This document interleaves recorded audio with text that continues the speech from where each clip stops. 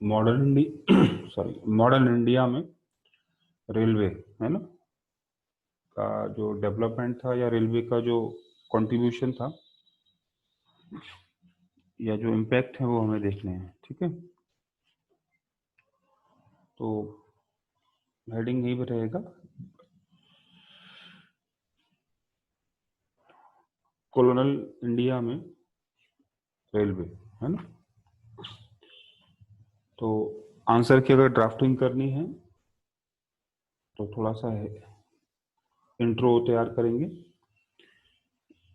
Intro में चूंकि railway का परिणाम पूछा गया है इसलिए रेलवे के बारे में कम जानकारी रहेगी, फिर भी हम इंट्रो दे देंगे कि रेलवे का विकास डलहौजी के समय में हुआ है।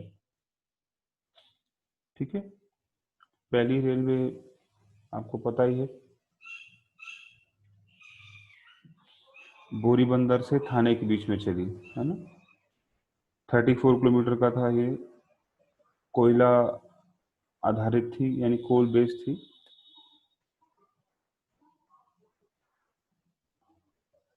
और दूसरी रेलवे रानीगंज से कोलकाता के बीच में चली, जबकि रेलवे का जो डेवलपमेंट था एज जैसे रेलवे लाइन के तौर पर वो हम देखते हैं इससे पहले हो गया था, लेकिन रेलवे नहीं चली उस पर, इंजन नहीं चला। तो वो हम जानते हैं कि रुड़की में स्टार्ट हुआ था, पिरान कलियर से लेकर गंगा कैनाल को बनाने तक, है ना। वो इंडिया में रेलवे का सबसे पहला एग्जाम्पल है, लेकिन वो इंजन वाला नहीं था। ठीक है, ये सारी चीजें आपको आइडिया है, आप पढ़ चुके हो। ठीक है, रेलवे का ऑब्जेक्टिव बता देंगे कि रेलवे का भारत में क्या ऑब्जेक्टिव रहा। तो आपके सामने है, सबसे पहले इकोनॉमिक और कॉमर्शियल बेनिफिट्स प्राप्त करना।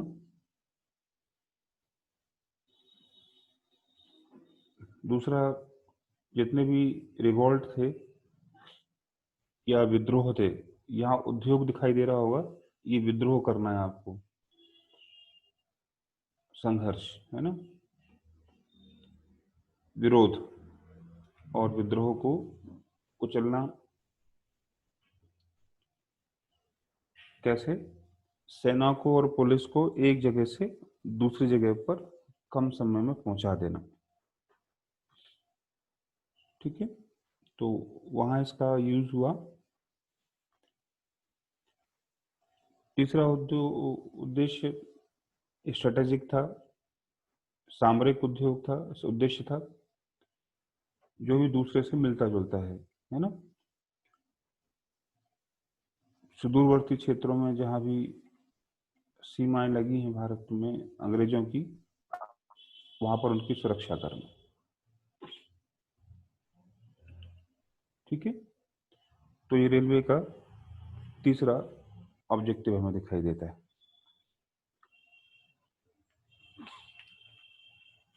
इसके बाद रेलवे के इम्पैक्ट देखने हैं आपको।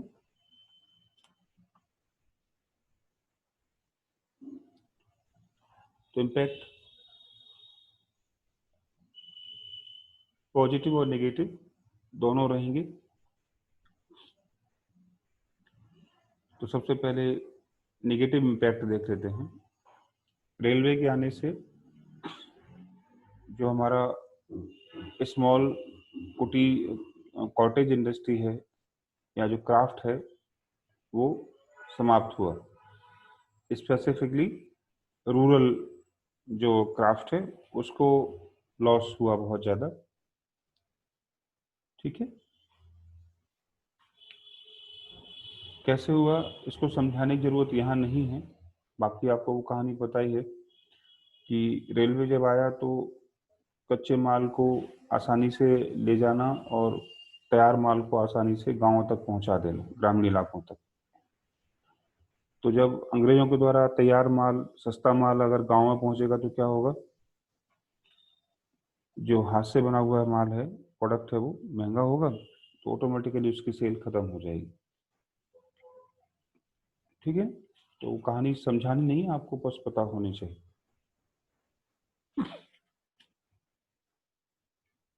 ठीक है, दूसरा लाभ, दूसरा नकारात्मक प्रभाव क्या है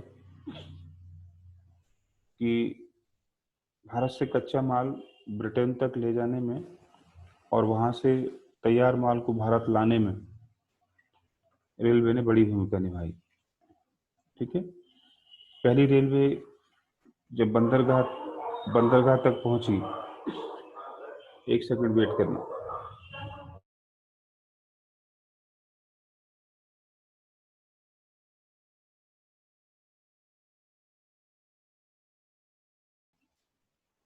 ठीक है, तो आप जानते हैं कि बोरी बंदर का मतलब बताया था मैंने आपको।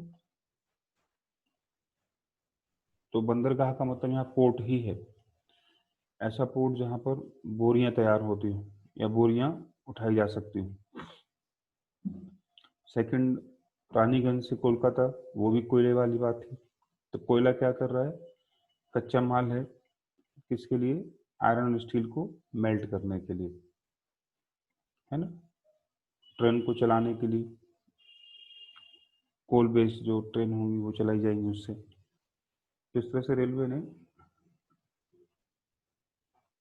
भारत से निर्यात और आयात दोनों में मदद की। ब्रिटेन को निर्यात किया गया कच्चे माल का और ब्रिटेन से फिर तैयार माल का इंपोर्ट भी किया गया। तो रेलवे एक बड़ा टूल बन के सामने आया।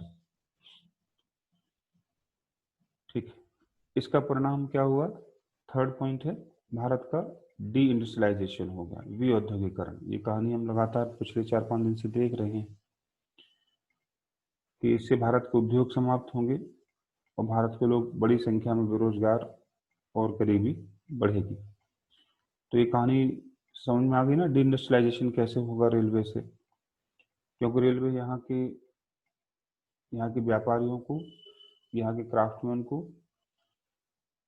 कंपटीशन में टिकने नहीं देगी, क्योंकि रेलवे के थ्रू सब कुछ इजीली अवेलेबल करा दिया जाएगा। ठीक है, और अंततः इन तीनों का रिजल्ट क्या होगा, चौथा, रेलवे ने ड्रेन ऑफ वेल्थ में बड़ी भूमिका निभाई। कुल मिलाकर भारत का जो पैसा है, भारत की जो मनी है, वो इंग्लैंड में रेलवे के थ्रू जाएगी। यानी रेलवे तो नहीं जाती ब्रिटेन, लेकिन रेलवे से जो बेनिफिट कमा रहे थे हम, तो दो तरह के बेनिफिट थे। एक तो जो तीन लिखे हैं वो बेनिफिट तो आपको मिल ही रहे थे, आपको मतलब ब्रिटिशर्स को। तीसरा, रेलवे के डेवलपमेंट में जो पैसा लगा था अंग्रेजों का, इंग्लैंड के लोगों का, उस पर इंटरेस्ट दिया जाता था। तो रेलवे जो कमाती थी उसमें से इंटरेस्ट निकाल के कहाँ पहुंच जाता था, इंग्लैंड। तो ये दूसरे तरीके से भी रेलवे ने ड्रेन ऑफ वेल्थ में एक रोल प्ले किया है अपना। ठीक है यहाँ तक, चलिए।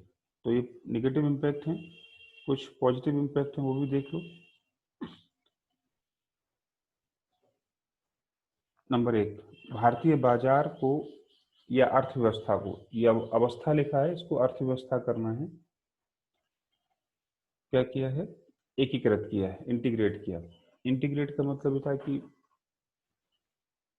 जो लोग प्रोड्यूसर हैं और जो लोग मैन्युफैक्चरर हैं उनको जोड़ दिया, है ना। तो एक तरीके से डिमांड और सप्लाई को रिलेट कर दिया, एक दूसरे से लिंक कर दिया रेलवे ने।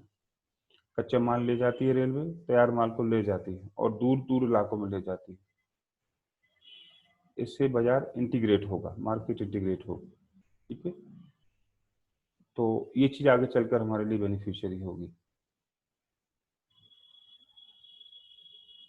सेकंड, इससे जब अर्थव्यवस्था जुड़ेगी तो अर्थव्यवस्था को चलाने वाले भारतीय भी एक दूसरे से जुड़ेंगी। तो सेकंड पॉइंट यही है कि भारतीयों को भी रेलवे के माध्यम से एक स्थान से दूसरे स्थान पर जाने में और वहां की सूचना प्राप्त करने में आसानी हुई। ठीक है, और ये आसानी कैसे हुई कि हम सबका दुश्मन या शोषणकर्ता कौन है, एक ब्रिटिश। तो एक कॉमन कॉन्सियंस को डेवलप करता है। कॉमन यानी एक साझी चेतना विकसित होती है यहाँ पर अंग्रेजों के खिलाफ, और यही कॉन्शियस क्या बना आगे चलकर, नेशनलिज्म, है ना। जब रेलवे का पीक डेवलपमेंट होगा तो भारत के लोग भी एक जगह से दूसरी जगह ट्रेवल करेंगे और पूरे भारत में घूम घूम कर गांधी जैसे लोग अंग्रेजों के खिलाफ एक अवेयरनेस क्रिएट करेंगे। तीसरा पॉइंट इसी से जुड़ा हुआ है, इससे राष्ट्रीय आंदोलन, नेशनल मूवमेंट को ऑर्गेनाइज और मोबिलाइज करने में मदद मिली। ठीक है, क्योंकि जो कार्यकर्ता थे या जो राष्ट्रीय आंदोलन के जो हीरो रहे हैं हमारे, उन्होंने एक दूसरे से संपर्क कैसे बनाया, रेलवे और मैगजीन और न्यूज़पेपर के थ्रू। तो यहाँ हम रेलवे की बात कर सकते हैं कि रेलवे ने अलग अलग क्षेत्र के लोगों को एक दूसरे की समस्याओं से परिचित कराया। और फाइनली फोर्थ है कि माना जाता है कि रेलवे एक मशीन थी, अर्थव्यवस्था को जोड़ने वाली चीज थी, जिससे भारत को मॉडर्नाइज होने में मदद मिलेगी, है ना? हाँ, ये अलग बात है कि इस मॉडर्नाइजेशन का लाभ भारत को कम, ब्रिटेन के लोगों को ज्यादा मिला, लेकिन इस रेलवे ने भारत के लोगों के नजरिए को कैसा बनाया, लॉजिकल बनाया, साइंटिफिक बनाया।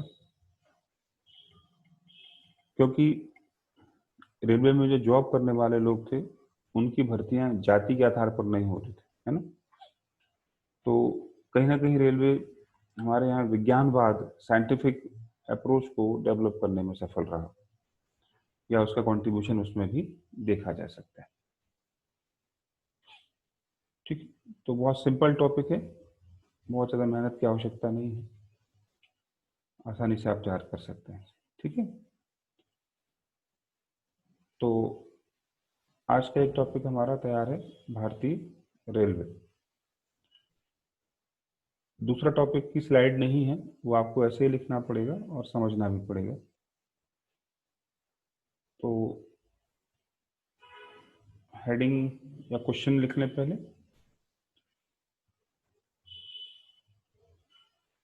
भारत में ब्रिटिश राज, कॉलोनियल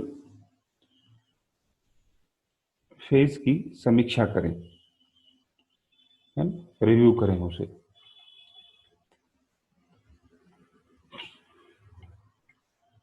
तो जब ये प्रश्न पूछा जाए तो जाहिर सी बात है, समझना है आपको कि क्या लिखोगे इसमें। तो इसमें आपको वो पॉलिसीज जो ब्रिटिश लोग लेकर आए उनके बारे में बतानी है ना। हम चर्चा कर ही रहे हैं लगातार उन पर। तो पहली पॉलिसी अगर आप दिखाना चाहें तो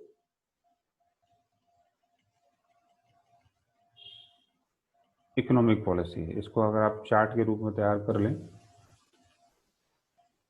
तो पहली पॉलिसी है इकोनॉमिक पॉलिसी, जिस पर हम चर्चा कर रहे हैं। तो अगर पूछे कि समीक्षा करें या रिव्यू करें उसे, तो सबसे पहले उनकी इकोनॉमिक पॉलिसी को रिव्यू करना है आपको, है ना, क्योंकि यही मेजर पॉलिसी है, जो भी होगा इसी के लिए होगा। सेकंड पॉलिसी के तौर पर आप सोशल पॉलिसी की बात कर सकते हैं, सोशल कल्चरल पॉलिसी। तीसरा एडमिनिस्ट्रेटिव पॉलिसी की बात कर सकते हैं आप, पॉलिटिकल एडमिनिस्ट्रेटिव पॉलिसी, राजनीतिक प्रशासनिक नीति। ठीक है, और एक कंक्लूजन या इवोल्यूशन, आइडियोलॉजी क्या करना है कि उनकी विचारधारा कैसी है, इसको भी आप ऐड कर सकते हैं इसमें। ठीक है, तो इन सब के बारे में आपको जानकारी होनी चाहिए। फिर इनके जो इम्पैक्ट पड़े हैं इन सब के, अगर इम्पैक्ट अच्छे हैं तो जाहिर सी बात है ब्रिटिश राज भारत में कैसा रहा होगा, गुड रहा होगा। अगर इम्पैक्ट बैड है तो जाहिर सी बात है क्या होगा, दो चीजें पैदा होंगी। एक कॉलोनिज्म यानी उपनिवेशवाद होगा पैदा, ठीक है, और दूसरा साम्राज्यवाद, इंपीरियलिज्म पैदा होगा अगर बैड है तो।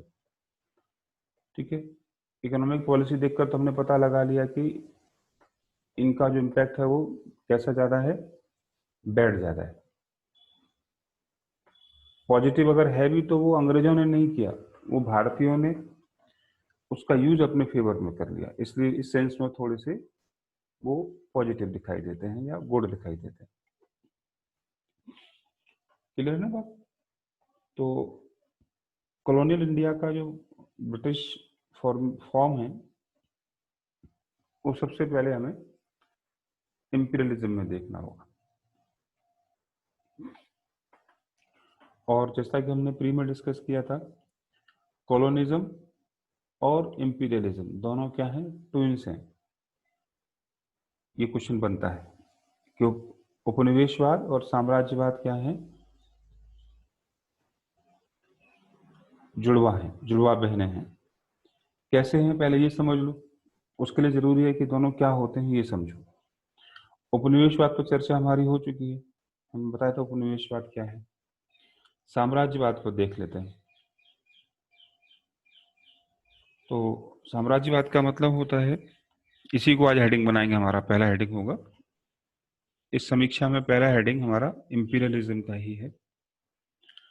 तो सबसे पहले इंपीरियलिज्म का मीनिंग लिखेंगे, थोड़ा इतिहास दिखाएंगे फिर, है। चलो, तो किसी बड़ी राजनीतिक शक्ति द्वारा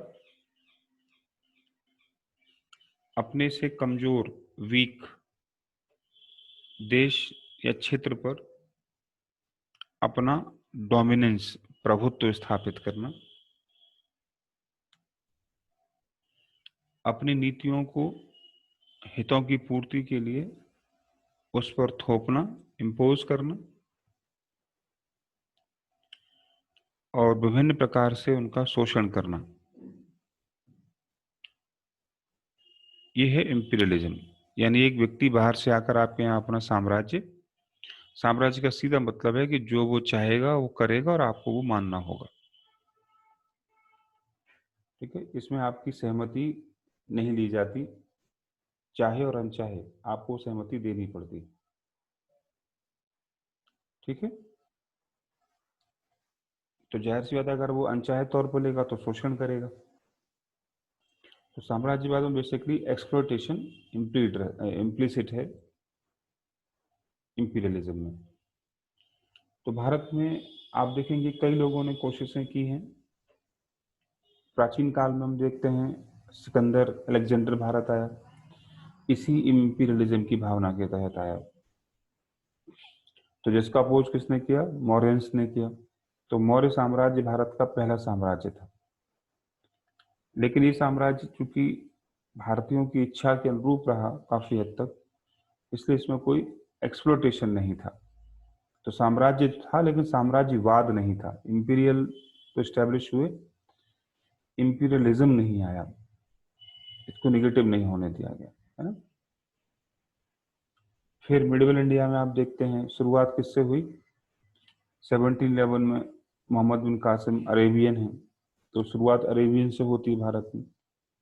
फिर आप टर्की देखते हैं, सल्तनत पीरियड के इतने भी लोग हैं वो टर्की हैं, बेसिकली टर्किश हैं। फिर उसके बाद मंगोल भी आते हैं, मुगल भी आते हैं। ये भारत में आकर, बाहर से आकर साम्राज्य बनाने वाले लोगों के नाम हैं। और मॉडर्न इंडिया में यूरोपियन शक्तियां, पुर्तगाल, डचेस, फ्रेंच, ब्रिटिश, डेनमार्क, ये लोग आए और उन्होंने यहाँ साम्राज्य को, इंपीरियलिज्म को स्टैब्लिश किया। ठीक है, तो थोड़ा सा इतिहास बता देंगे। इस साम्राज्यवाद को लाने का पर्पस क्या था, तो अलेक्जेंडर जैसे लोगों की सोच कैसी थी कि मैं पूरे विश्व का राजा बनना चाहता हूँ। तो इकोनॉमिक एक्सप्लोटेशन बहुत ज्यादा उसके मन में नहीं है, लेकिन अपनी केवल डोमिनेंस की फीलिंग उसके अंदर बहुत ज्यादा है। लेकिन मिडिवल इंडिया में आप देखेंगे बहुत से लोग भारत के पैसे को लेने आए, चाहे मोहम्मद गौरी हो, चाहे कासिम हो, और चाहे मंगोल हो। कुछ लोगों को मुगल जैसे लोगों को, बाबर जैसे लोगों को भारत में क्या चाहिए था? कुछ समय के लिए शेल्टर चाहिए था, कुछ पैसा, जिसका यूज वो अपने फरगना वाले स्टेट में करना चाहता था। तो अभी तक के इंपीरियलिज्म में मेन पर्पस पैसा रहा, कुछ समय के लिए शेल्टर मिलना रहा, कुछ के लिए एरिया एक्सपेंड करना रहा। ठीक है। लेकिन जब ब्रिटिश इंडिया में आए तो उनके इंपीरियलिज्म का पर्पस भारत को अपना उपनिवेश बनाना था या अपने कॉलोनियल इंटरेस्ट को बनाए रखना था। तो उन्होंने भारत पर कब्जा अपने डोमिनेंस को नहीं बल्कि अपने इकोनॉमिक इंटरेस्ट को, इकोनॉमिक कंडीशन को फुलफिल करने के लिए किया मेनली। ठीक है। इसे ही हम उपनिवेशवाद कहते हैं, कॉलोनिज्म कहते हैं। जो हम प्रीवियस लेक्चर में देख चुके हैं कि कॉलोनिज्म क्या है। तो माना जाता है कि कॉलोनिज्म इंपीरियलिज्म का ही एक मॉडर्न फॉर्म है, साम्राज्यवाद का आधुनिक स्वरूप है। इसमें दो देश होते हैं, एक देश जो शासन करता है और दूसरा देश जहां शासन किया जाता है। तो जो देश शासन करता है उसको मदर कंट्री कहते हैं, मातृ देश कहते हैं। और जिन पर शासन किया जाता है या जहां पर निवेश किया जाता है उनको हम उपनिवेशवादी के उपनिवेशवाद कहते हैं, उपनिवेश कहते हैं, कॉलोनी कहते हैं। ठीक है। तो मैटरनल या मातृ देश क्या करता है, दूर दूर एरियाज में अपनी आर्थिक उद्देश्यों की पूर्ति के लिए उन्हें अपना गुलाम या अपने सबॉर्डिनेशन में रख लेता है। ठीक है। और क्या करता है इसमें, दूसरी चीज, इसके लिए वो अपने लोगों को उन देशों में जाकर बसाता भी, कॉलोनी बनता है। इससे ही ये कॉलोनिज्म बना। तो कॉलोनिज्म शब्द कॉलोनी से बना, और कॉलोनी का मतलब एक जगह जहां पर लोग रहते हों, ऐसे लोग जो जानबूझकर लाके बसाए गए हों वहां पर, है ना। तो जो लोग आपके यहाँ कॉलोनिज्म लाएंगे वो अपने लोगों को लाकर भी क्या करेंगे, वहां पर स्टैब्लिश करेंगे। और तीसरा, वहां के एडमिनिस्ट्रेशन पर और पॉलिटिकल सिस्टम पर कंट्रोल रखेंगे, कोशिश करेंगे कि वो दोनों चीजें उनके अकॉर्डिंग हो, तभी उनके इकोनॉमिक इंटरेस्ट पूरे होंगे। और इन सब के लिए वो करते हैं, वहाँ के लोगों की सोच, आइडियोलॉजी को चेंज करने का प्रयास भी करते हैं। ठीक है। तो किसी भी कॉलोनिज्म में क्या क्या दिखेगा, मेन ऑब्जेक्टिव इकोनॉमिक एक्सप्लॉयटेशन। उसके लिए क्या करना होगा, अपने लोग वहाँ स्टैब्लिश करने होंगे, नंबर दो। नंबर तीन, पॉलिटिकल एडमिनिस्ट्रेटिव कंट्रोल स्टैब्लिश करना होगा। नंबर चार, वहाँ के लोगों की सोच अपने जैसे अगर बनानी है तो वहाँ के लोगों की आइडियोलॉजी को भी चेंज करना होगा। तो सामाजिक सांस्कृतिक परिवर्तन भी लाए जाते हैं। तो जाहिर सी बात है इन सबका पर्पज कॉलोनी कंट्री के लोगों का अपलिफ्टमेंट या उत्थान नहीं है, बल्कि अपने इकोनॉमिक इंटरेस्ट को फुलफिल करने के लिए सब किया जाता है। ठीक है। तो इस तरह से हम कह सकते हैं कि कॉलोनिज्म एक मल्टी डायमेंशनल प्रोसेस है, बहुआयामी प्रक्रिया है। और आज विश्व के आज ये इंपीरियलिज्म का एक बहुत बड़ा फॉर्म माना जाता है। उपनिवेशवाद क्या है, साम्राज्यवाद का ही एक रूप है। इसलिए कहा जाता है दोनों ट्विंस हैं, एक को लाना होगा तो दूसरा अपने आप ऑटोमेटिकली आ जाएगा। और विशेषकर जहां जहां उपनिवेशवाद होगा वहां वहां इंपीरियलिज्म भी जरूर पैदा होगा। इस तरह से प्रूव होता है कि दोनों क्या हैं, ट्विन सिस्टर हैं, जुड़वा बहनें।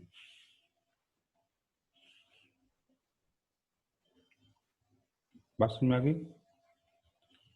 ठीक है। अब इसका इम्पैक्ट, जैसे मैंने कहा कि क्या देखनी है, बैड इम्पैक्ट है। बैड इम्पैक्ट में क्या क्या देखा, कॉलोनिज्म और इंपीरियलिज्म दोनों समझा दिए हमने। अब इन दोनों का भारत में प्रभाव क्या पड़ेगा, तो हम मान के चल रहे हैं कि मेनली तो नेगेटिव इम्पैक्ट होंगे, लेकिन समय और लोग क्या करेंगे, थोड़ा सा अपने पॉजिटिव इंटरेस्ट, पॉजिटिव भी इसको ले लेंगे, लेकिन मेन फोकस हमारा नेगेटिव इंटरेस्ट पर रहेगा। तो आप दिखाएंगे कि ब्रिटिश इकोनॉमिक पॉलिसीज के इम्पैक्ट इकोनॉमी में नेगेटिव कैसे रहे हैं, और ये कहानी बार बार हो चुकी है। इवन आज का लेक्चर हमने इसे शुरू किया था, तो फिर भी देखें। नंबर 1, जो ट्रेडिशनल क्राफ्ट है हमारा, आर्टिसेंस था, वो समाप्त हुआ, यानी परंपरागत हस्तशिल्प, और हमारे यहाँ जो स्मॉल इंडस्ट्री थी, डोमेस्टिक इंडस्ट्री थी, घरेलू उद्योग, लघु उद्योग, उनको खत्म कर दिया, क्योंकि कंपटीशन में वो टिक नहीं पाए। तो कारण भी लिख देंगे साथ साथ, कंपटीशन ना कर पाना।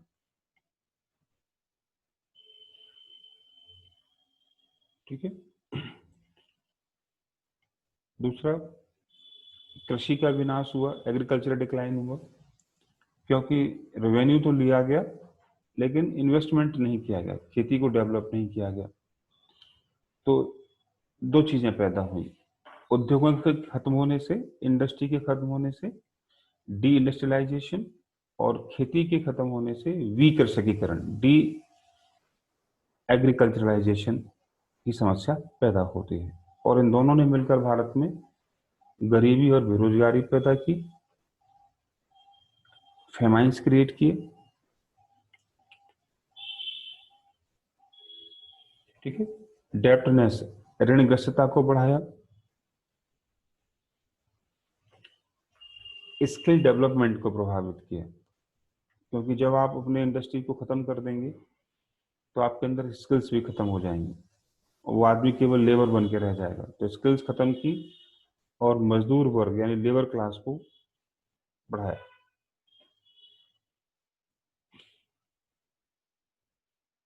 और इन सब का परिणाम एक और होगा कि finally Indian economy British economy की क्या हो गई, फॉलोअर इकोनॉमी कही गई। भारतीय अर्थव्यवस्था ब्रिटिश अर्थव्यवस्था की पिछलग्गू, पिछलग्गू मतलब फॉलोअर इकोनॉमी बन गई। फॉलोअर का मतलब हमने समझाया था, कच्चा माल देने वाली और उस कच्चे माल से तैयार माल को, मैन्युफैक्चर गुड्स को एब्जॉर्ब करने वाली, मार्केट के रूप में। ठीक है। तो भारत एक पिछलग्गू अर्थव्यवस्था के रूप में धीमे धीमे बदल दिया गया।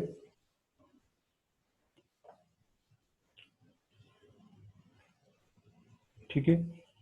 तीसरा, अगला प्रभाव देखेंगे कि इन सब से जो इकोनॉमिक प्रॉफिट ब्रिटिशर्स ने कमाए, उससे ड्रेन ऑफ वेल्थ हुआ, और ड्रेन ऑफ वेल्थ जो हुआ, तो जो पैसा भारत की अर्थव्यवस्था में विकास के लिए लगना चाहिए था, वो पैसा इंग्लैंड की औद्योगिक क्रांति, इंडस्ट्रियल रिवॉल्यूशन में लगा। यानी हमारा पैसा निवेश कहाँ हुआ, ब्रिटेन में, तो उसके लाभ भी किसको मिले, ब्रिटेन में, भारत को मिलना चाहिए थे। आपका पैसा आपके घर में लगेगा तो दिखेगा, वो पड़ोसी घर में लगेगा तो नहीं दिखेगा। कमाई आपकी और डेवलपमेंट वहाँ हो रहा है, इसका मतलब आधारभूत संरचना भारत में विकसित नहीं होगी। जो बेसिक इंफ्रास्ट्रक्चर है उसका डेवलपमेंट भारत में नहीं हो पाएगा, और उसका परिणाम हम आज तक भुगत रहे हैं। तो जो पैसा हमारे यहाँ लगकर निवेश के रूप में आना चाहिए था, वो ब्रिटेन चला जाता है। ठीक है। एक और प्रभाव, रेलवे जैसे टूल्स के माध्यम से, उपकरणों के माध्यम से भारत के संसाधनों का, रिसोर्स ऑफ इंडिया, इसे ब्रिटेन के हित में प्रयोग किया गया। तो जो संसाधन हमारे थे, हमारे हित में आने चाहिए थे, वो ब्रिटेन के लोगों के पास उनके हित के लिए प्रयोग किए गए। ठीक है। ये हैं इसके नेगेटिव इम्पैक्ट। पॉजिटिव देख लेते हैं, लगातार हम देख रहे हैं रेलवे के आने से भारत में, इकोनॉमिक पॉलिसी के तहत रेलवे के आने से क्या हुआ, भारत के लोगों को भी लाभ मिला, नंबर 1। नंबर 2, भारत वैश्विक अर्थव्यवस्था से जुड़ा। इससे पहले भारत ग्लोबल इकोनॉमी से उतनी तरह से नहीं जुड़ा था जिस तरह से अंग्रेजों ने जोड़ा इसे।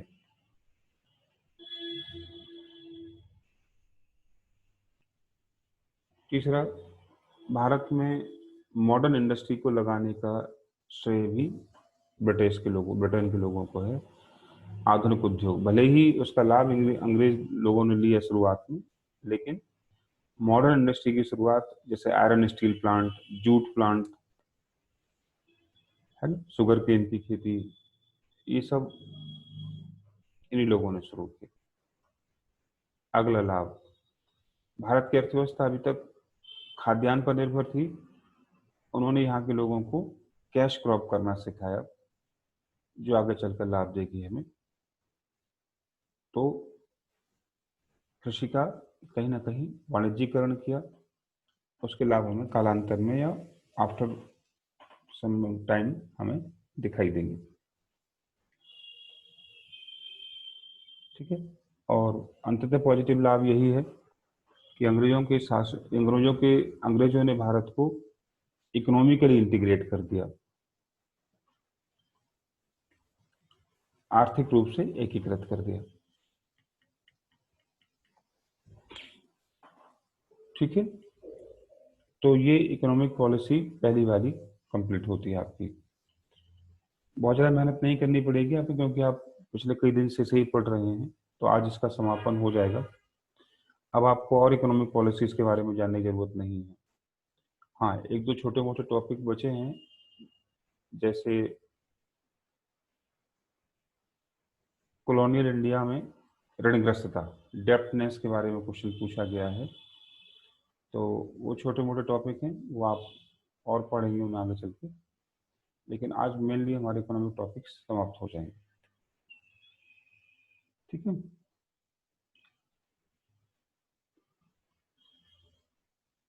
तो यहाँ से क्वेश्चन बनता है कि ब्रिटिश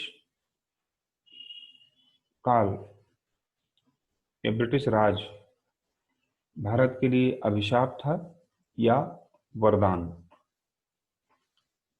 अर्थव्यवस्था के संदर्भ में स्पष्ट करें।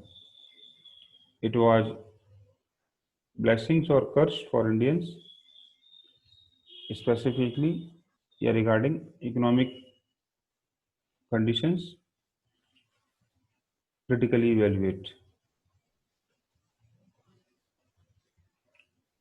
ठीक है, तो अर्थव्यवस्था के आधार पर आप इसे दिखा सकते हैं। जितनी भी क्लासेस आपने इकोनॉमी वाली की हैं ब्रिटिश कॉलोनी इकोनॉमिक कंडीशंस पर, तो इस पर अच्छा इम्पैक्ट दिखाई देगा आपको।